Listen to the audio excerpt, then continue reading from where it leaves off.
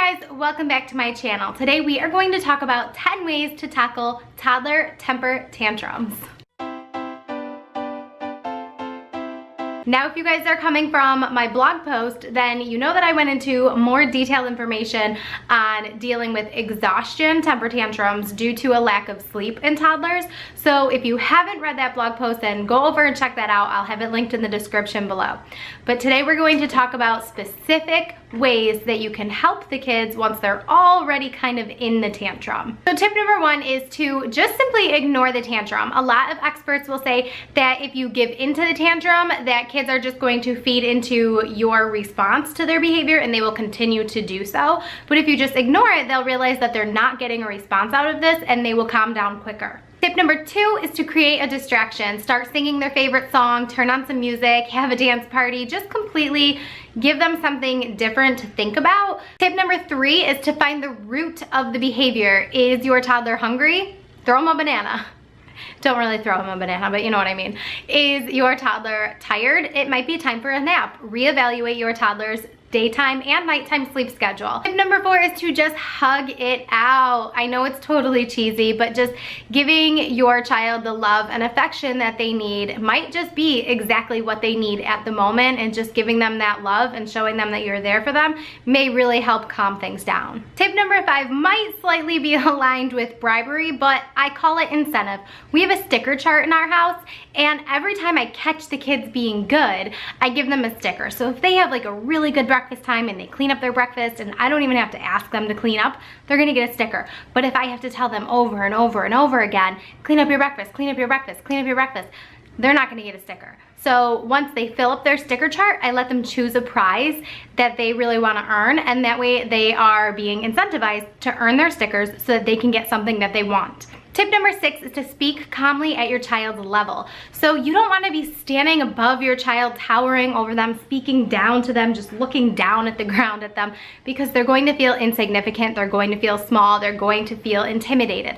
If you get down and have a face-to-face, eye-level conversation with them, you're going to get results quicker and you're going to have them communicate with you easier. Tip number seven is just to chill out and relax, because it's probably not that serious, whatever they're upset about, and it's probably making you upset about.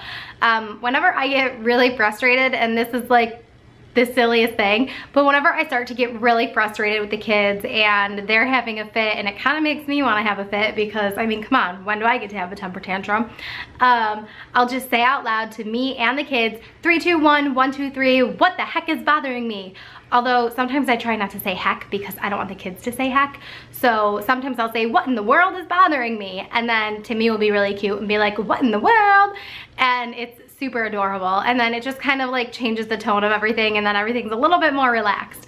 So that's a fun one for you. Tip number 8 is to change the scenery. Go outside, take a walk, go for a bike ride, go to the store. I don't like going to the store with my kids because one store, 3 kids, 1 mom, it's just like, it's too much for me. But hey, if it's your thing, then go out there and do it. Go to the playground, go take a hike in the park, like go change the scenery, just do something different, because if you're just like doing the same thing all day, every day, your kids are going to get bored and they're gonna start having fits about stupid little things. So change up the scenery. Tip number 9 is to let your kids make their own choices within reason. Let them pick out their pajamas at bedtime, let them brush their own teeth before you brush for them. Let them pick what fork they want to use for dinner. I mean, Kaya will have a fit if I give her her own fork. She wants her new fork, which hasn't been new since like Easter. But she loves it and she still calls it her new fork. And I would rather not have that tantrum, so I tell her to go pick her own fork. So you see, if you just give your kids those choices where you're empowering them and letting them decide what they want, then they're going to be more willing to do what you want, because obviously there has to be a balance. Like at certain times you can let your kids make their own choices. I don't care what my kids wear as long as they're not naked. Pick out your own clothes and get dressed.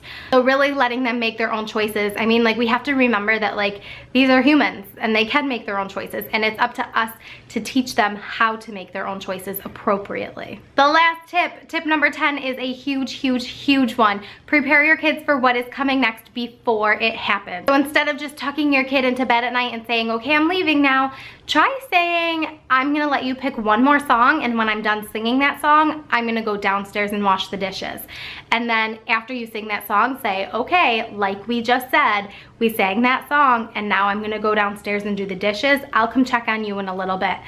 9 times out of 10, my kids fall asleep before I even get a chance to go back up and check on them again. All right, there you have it. Those are my 10 tips to dealing with temper tantrums.